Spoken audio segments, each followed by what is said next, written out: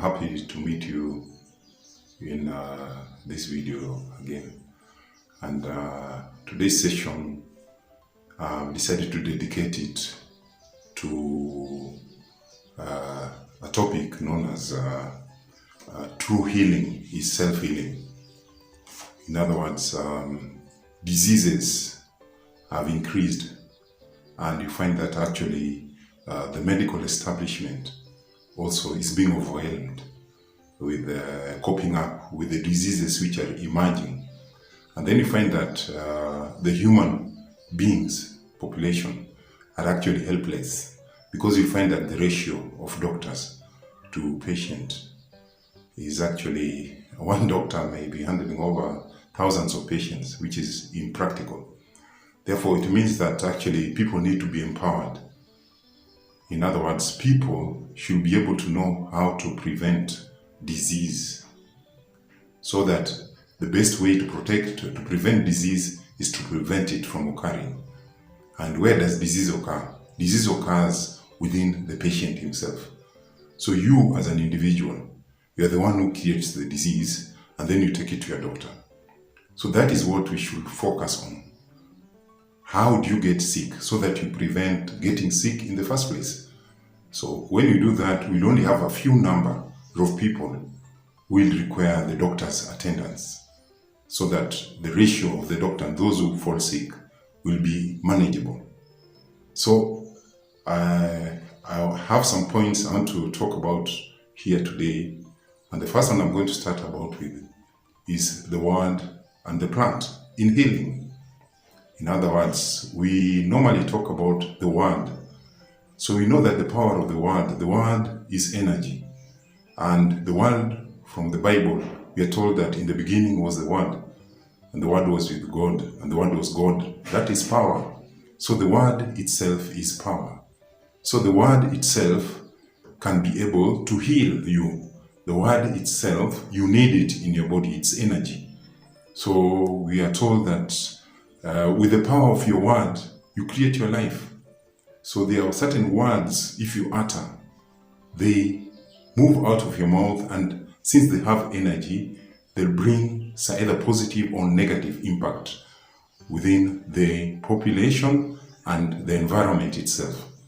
So you find that the word itself, word can heal, and word can be able to create a disease. When you're at ease, you are healthy. When there's dis-ease broken, you break the ease, you have dis-ease. And we have different types of diseases, and you find they manifest themselves in terms of symptoms.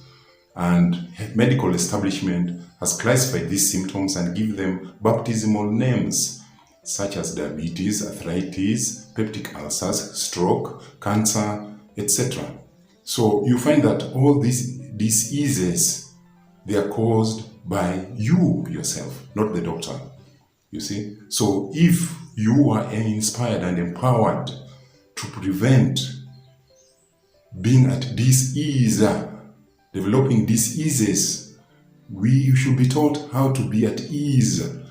When you create ease, you are whole, you are one, you are healthy, you are not sick, you don't need the doctor. You keep the doctor away. So this is what you should be inspired and empowered to do.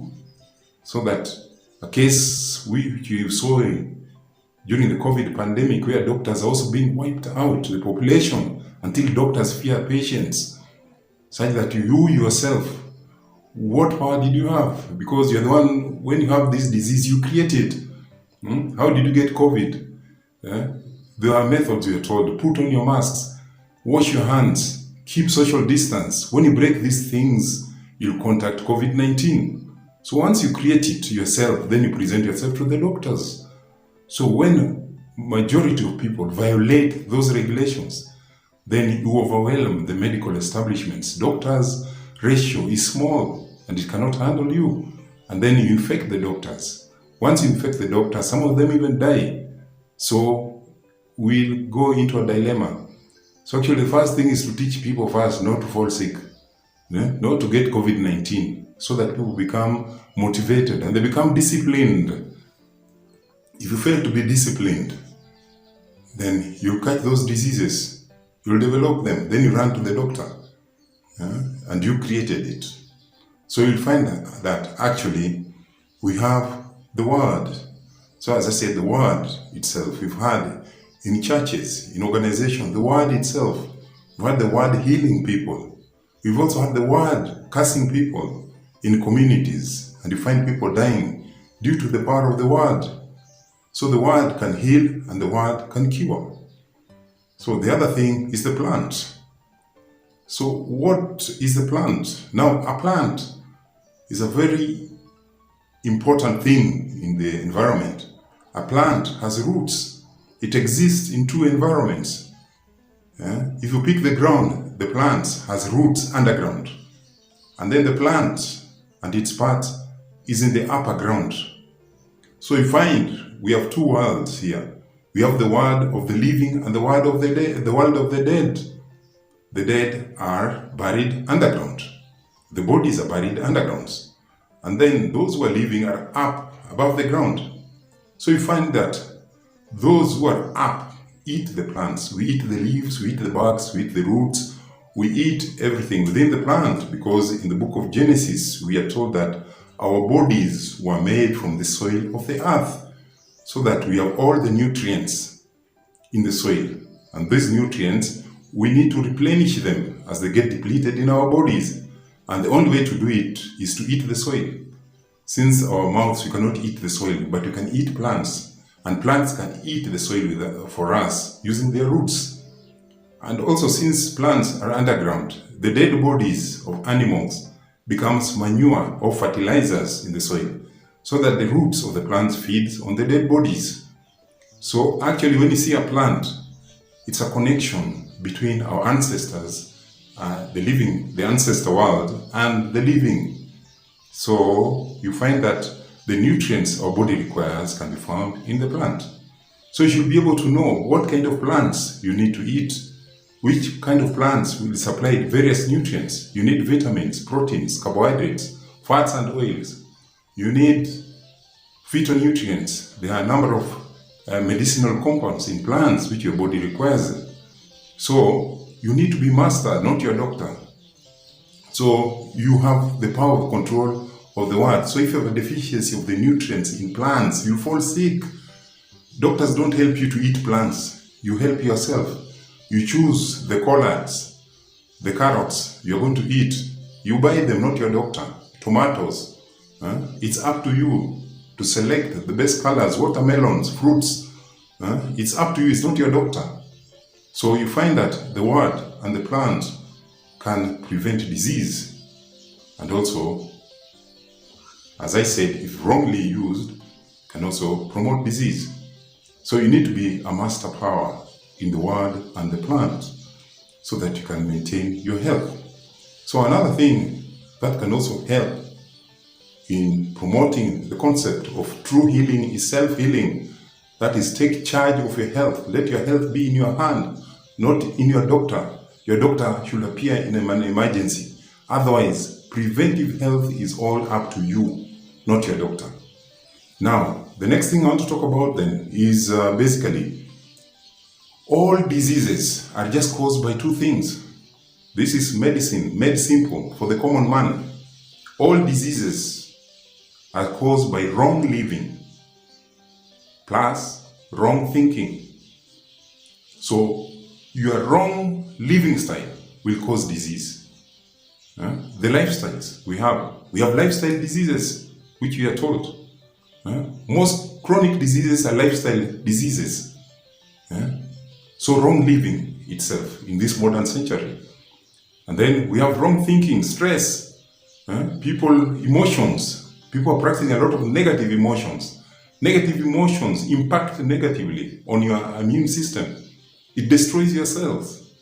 It makes you vulnerable to being put down by bacteria and viruses, which normally we host. We carry a lot of them in our bodies, and they're normally dormant as long as our immune system is robust. So when you have a lot of stress, harboring a lot of emotions, hatred, unforgiveness, jealousy, resentment, all these things create disease in your body. You are no longer at ease. So your immune system goes down, and those bacteria in your body and viruses erupt. They have a honeymoon. They all move all over, causing havoc in your body. Then you rush to your doctor. So you practice wrong living and wrong thinking, and you rush to your doctor. That is miserable, my friend. You can prevent the diseases by practicing right living. So teach yourself what is right living. And if you go to the scripture books, you are taught the right living. That is the owner's manual in the Bible, for example, the Quran or the other holy books. You are given how you should live your lifestyle.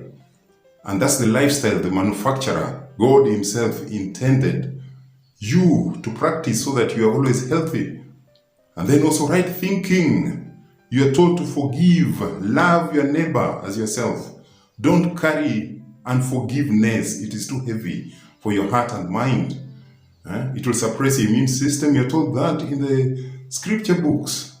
So it's very obvious. So that wrong thinking and wrong living will produce a correct environment for disease plantation and harvest in your body and mind. Therefore, it is very important that you learn those things. And the other thing, we are reminded also in the scripture books, if you find you are sick or if you don't feeling well, what solution do you have? And not your doctor, it is you. You should renew your mind. We are told mind itself, as a man thinketh in his heart, so is he. Your thinking produces the fact. Your life, whether disease or health, is defined by the state of your mind. Your mind is the creator of disease and creator of health. So the way you are thinking is, which is under your control, not the environment, not other people. You are in charge of your life, and your mind is your tool for leading your life. You can create health or you can create hell or disease with your mind. So you should renew your mind. If you have diabetes, you have arthritis, you have asthma, you have different kind of conditions, renew your mind. Your mind, believe that you can heal. Believe in the power of healing. Believe you can recover from those diseases. And we are told, as you think in your mind, so does it become. So most people don't get healed because in their mind they don't believe they can get healed. They believe their cancer cannot be cured. Their arthritis cannot be cured. Their peptic ulcers cannot be cured. So as you believe, it is done upon you, even if you go to your doctor. If you visit your doctor, their condition, and you are going as you believe you cannot get cured. Of course, you will not get cured. The scripture book says it straight away. You are wasting your time. The doctor will try his best, but you don't believe in cures. So you can't get cured. You will add more disease, in fact. That's why you can find people going for some preaching, some session. You get somebody who can be a spiritual healer, somebody who can heal people in the crusade. You find that some people go, they get cured, and another group don't get cured. Those who don't get cured, if you ask them, they tell you, I knew, even when I left home, I knew I cannot get cured. I was just presenting myself to prove that actually this thing cannot work, you see. And what happens? It's done to you based on your belief. So you don't get cured. So cures, the power of cure is dependent on your right living and your right thinking, which is under you. It's not your doctor. A doctor cannot give you a prescription for right living and right thinking.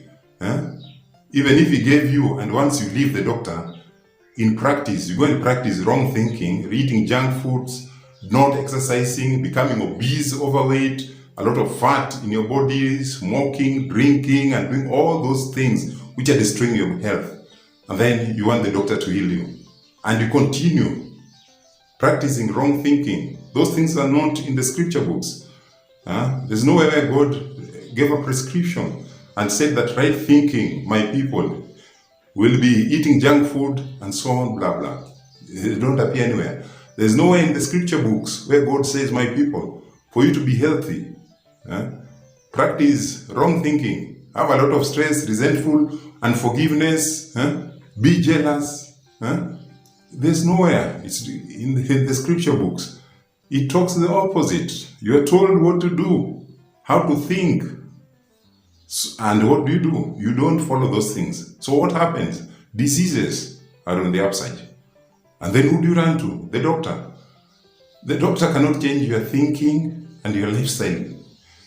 You see the doctor, you're only reporting yourself to the doctor on the errors you've done. When you go on with those tablets cannot change.